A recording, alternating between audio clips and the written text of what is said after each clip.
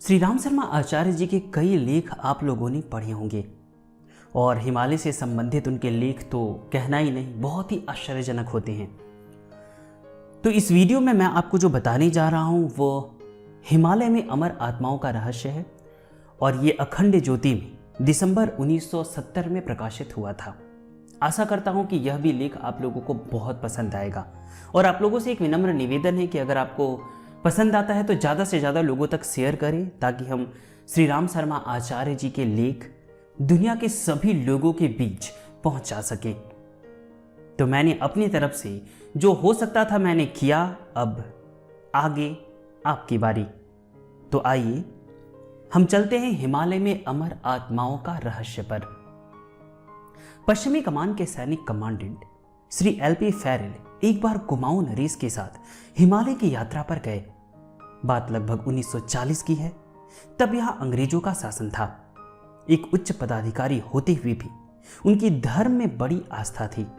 उन्होंने गहन आध्यात्मिक तथ्यों का पता लगाया जिनका उल्लेख उन्होंने अपने जीवन परिचय में किया है। एक दिन उनकी भेंट एक महात्मा से हुई। महात्मा ने पराशक्ति द्वारा प्रेरणा देकर भारत के मैदानी भाग से एक युवक को बुलाया था। उन्होंने उस युवक से कहा, वत्स, मैं तुम्हारा एक जन्म का नहीं कई जन्मों का मार्गदर्शक हूं। तुम्हें इसलिए बुलाया है कि तुम भी अन्य व्यक्तियों की तरह ही आत्मिक शक्ति, सांसारिक सुखोपयोग और तुच्छ इंद्रिय वासनाओं में खर्च मत कर देना।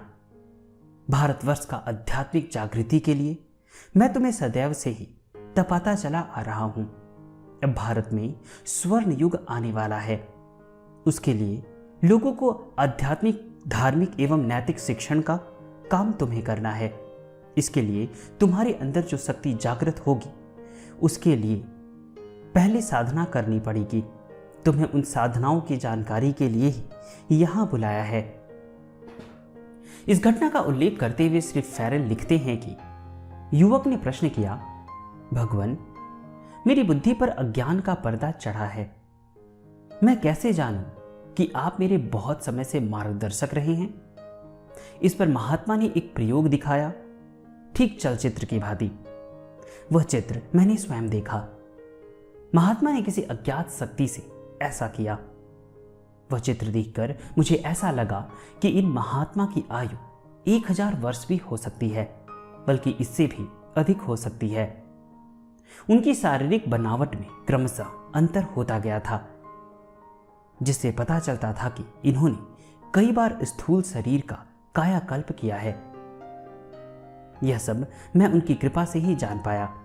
उसके बाद न तो मैं दोबारा उन संतों के दर्शन कर सका और न ही उस युवक के बारे में कुछ जान सका जिससे उन महात्माओं ने कहा था, आने वाले युग में लोगों की जीवन पद्धति क्या हो जिसमें धर्म, अध्यात्म, भारतीय संस्कृति का भी समावेश रहे।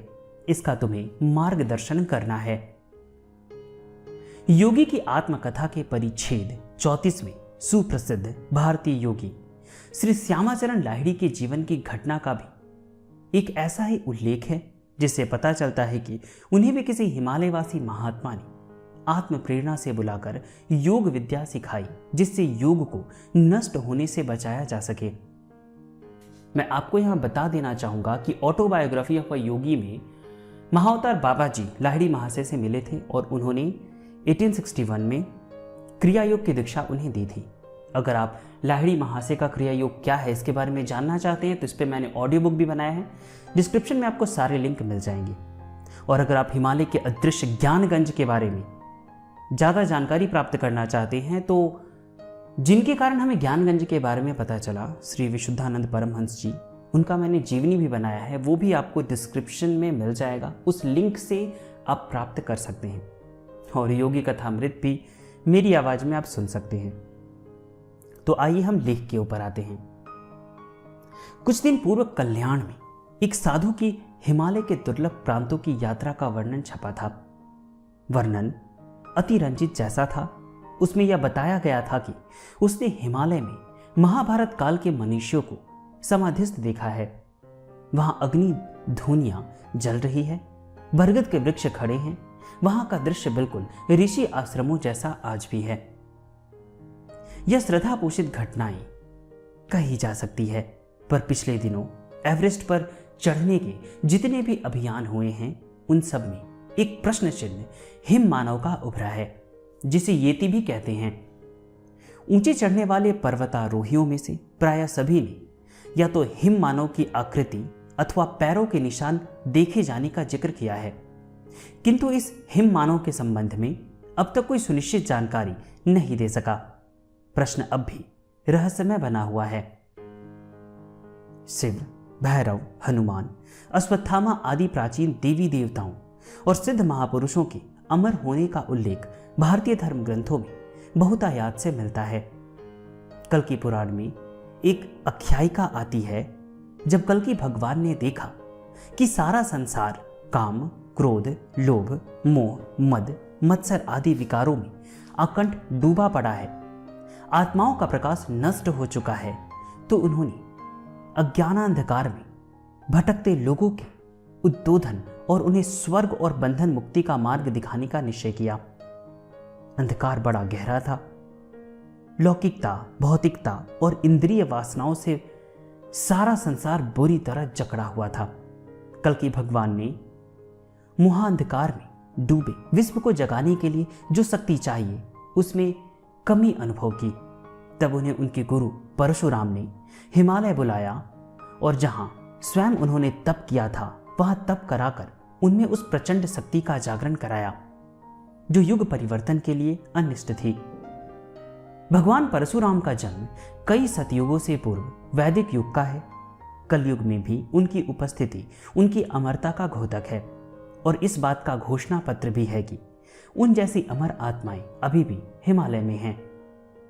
डॉक्टर हरिदत्त भट्ट शैलेश ने धर्म युग के 23 अगस्त 1964 के अंक में अपनी जावड़ी यानी गढ़वाल पहाड़ी जो 22,000 फुट ऊंची है के पर्वतारोहण का रोचक वर्णन देते हुए स्वीकार किया है कि वहां पर हिमस्खलन की एक भयंकर दुर्घटना से किसी शक्ति ने ही बलात् बचाया, अन्यथा हम सब के सब वहीं दबकर मर गए होते। यह सब घटनाएं इस तथ्य की भी पुष्टि करती हैं कि हिमालय में प्रचंड अतीन्द्रिय क्षमताओं वाली अमर आत्माएं अभी भी हैं और अनंत काल तक रहेगी। अमरता भारतीय योग की ही उत्कंठा नहीं है। आज के वैज्ञानिक भी अमरता की शोध बड़ी तत्परता से कर रहे हैं। रूस, फ्रांस, ब्रिटेन, जर्मनी सभी देशों के जीव वैज्ञानिक वृद्धावस्था और मृत्यु के कारणों की खोज लंबे अरसे से करते आ रहे हैं। अकेले अमेरिका में 1000 से अधिक दल इस दिशा में सक्रिय है और उन्हें अपनी अब तक की उपलब्धियों के आधार पर भी यही निष्कर्ष निकाले हैं कि मृत्यु कोई आवश्यक घटना नहीं, वृद्धावस्था एक प्रकार का रोग है। यदि उसका उचित उपचार मिल जाए तो मनुष्य हजारों वर्ष तक जी सकता है। आयुर्वेद में कायाकल्प के जो विधान दिए हैं वह भी इसी सिद्धांत के पुष्टि करते हैं। अब तो विज्ञान स्पष्ट रूप से उन बातों को स्वीकार करने लगा है। मृत्यु वस्तुतः काल की सीमा नहीं वरन शरीर की व्यवस्था में व्यतिक्रम का परिघटित रूप मात्र है। युवावस्था में जिस शरीर की मांसपेशियों का भार 100 पौंड होता है, वृद्धावस्था में कुल 70 पौंड रह जाता है। उसी के अनुरूप शारीरिक शक्ति भी कम हो जाती है। युवा शक्ति का हृदय 6 लीटर रक्त पंप करता है, वृद्ध का 3 ही लीटर। फेफड़े अपनी आधी क्षमता खो देते हैं। मस्तिष्क से शरीर और शरीर से मस्तिष्क को समाचार लाने ले जाने वाले तंत्रिका तंतुओं की शक्ति में 15% का ह्रास हो जाता है। मस्तिष्कीय द्रव्य का भी भार 3.03 पौंड से घटकर 2.27 पौंड रह जाता है। शारीरिक क्षमताओं में धीरे धीरे ह्रास ही वृद्धावस्था का कारण और जीवन गति का रुक जाना ही मृत्यु है। यदि जीवन की गति को प्रखर रखा जा सके और शरीर को बनाने वाले कोषों के नवीनीकरण की क्रिया में अंतर न आने दिया जाए तो मनुष्य को चिरकाल तक जीवित रखा जा सकता है।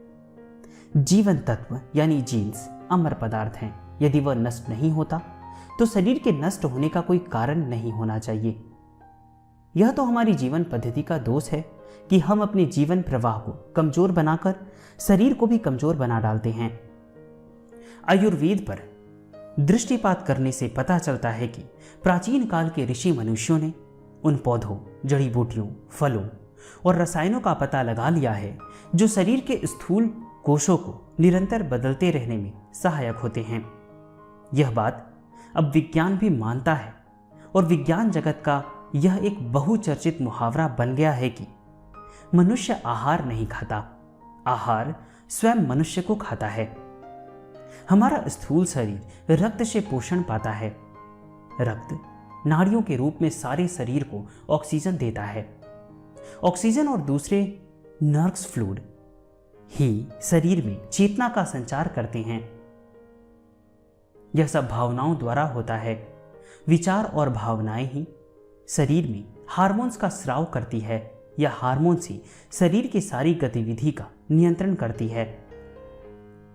इससे प्रकट होता है कि अंतिम रूप से शरीर के पोषण और उसे स्वस्थ रखने का सर्वाधिक उत्तरदायित्व भावनाओं और विचारों या वास्तविक जीवन तत्व को ही है। सालियो नामक पक्षी को देखा गया है कि वह अंडा देने के बाद ही रोग का शिकार हो जाती है। खोज करने से पता चला है कि अंडा देने के बाद उसकी पिट्यूटरी ग्लैंड उत्तेजित हो उठती है और उससे ACTH हार्मोन्स भारी मात्रा में स्रावित होने लगता है, जिससे वह बीमार पड़ जाती है। ऐसा कई जीव जंतुओं के बारे में होता है। इससे यह प्रतिपादित होता है कि यदि मनुष्य अपनी विचार प्रणाली को सशक्त बनाकर काम ले और अपना आहार सूक्ष्म रखे तो वह इच्छा अनुसार आयु बनाए रखने में समर्थ हो सकता है।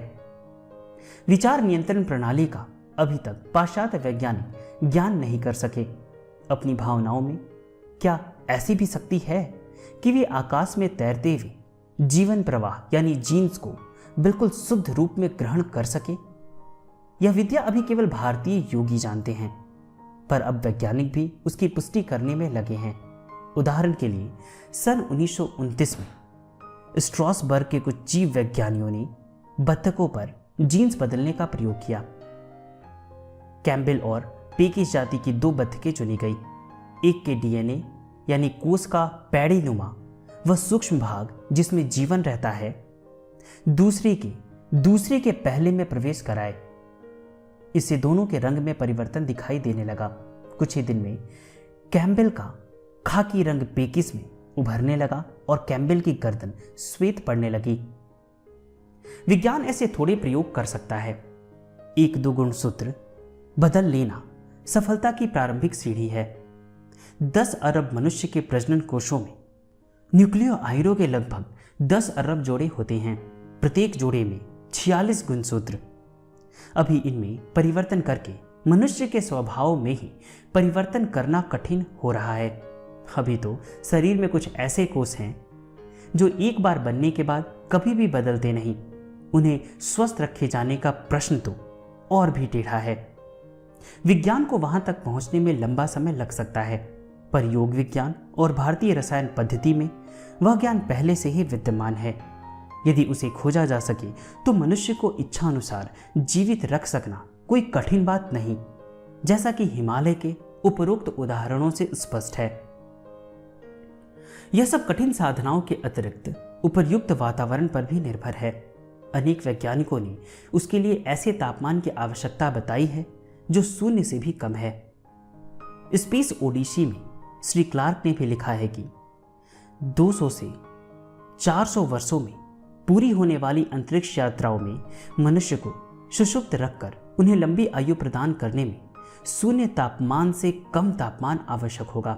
इन सब उदाहरणों से स्पष्ट है कि यदि हिमालय में ऐसी कोई अमर आत्माएं हो तो उसे आश्चर्य न मानकर सत्य माना जाए। यदि यह आत्माएं इस देश को जागृत करने और अध्यात्म ज्ञान की एक नई दिशा देने का प्रयत्न कर रही हो तो इसे भी आश्चर्य न मानकर तथ्य और सत्य ही माना जाना चाहिए। आशा करता हूं कि आपको यह लेख बहुत पसंद आया होगा। डिस्क्रिप्शन में मैंने कुछ लिंक दिए हैं, आप उन्हें अवश्य देखें। अगर आप हमें पैट्रियन पे सपोर्ट करना चाहते हैं तो आप हमें सपोर्ट कर सकते हैं। वहाँ पे अभी मैंने 2 पोस्ट डाले हैं जो बहुत ही इंपॉर्टेंट है, आप उसे अवश्य देखें। इस चैनल को अपना सहयोग और प्यार देने के लिए बहुत बहुत धन्यवाद।